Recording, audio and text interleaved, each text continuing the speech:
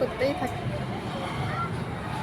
কিছুক্ষণ দাঁড়ানোর পরে বাস চলে এসছে, তারপর এই যে বাসে উঠে পড়েছি। আর প্রথমের দিকে ওঠার জন্য সিটটা পেয়ে গেছি, কারণ লাস্টের দিকে যারা উঠেছিল তারা সিট পায়নি। আমি যাই হোক পেয়ে গেছি।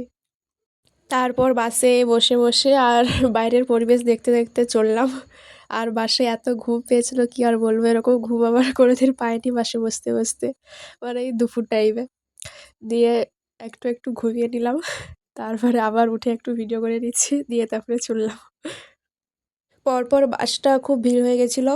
তারপর আমি নেমে পড়লাম, নেমে পড়ে আবার টিকিটটা কেটে নিলাম। এটা কিসের টিকিট বলো তো? তোমরা তো অনেকেই জানো, কারণ তোমরাও যাও এদিকে, ওই জন্য জানো। আর ছেলেদের লাইনে প্রচুর ভিড় ছিল, আর হচ্ছে মেয়েদের লাইনে কম ভিড় ছিল বলে আগে আমি টিকিটটা পেয়ে গেছি। টিকিটটা নেওয়ার পরে এবার যাচ্ছি ভ্যাসেলের দিকে, মানে ভ্যাসেলে উঠবো। এই যে এখন যাচ্ছি, কিন্তু গিয়ে দেখি সেখানেও বড় লাইন পড়েছে, কারণ এখনও ভ্যাসেল আসেনি, আসতে টাইম বাকি আছে, ওই জন্য সবাই দাঁড়িয়ে আছে। আর একটা ভ্যাসেল চলে এসছে, ওই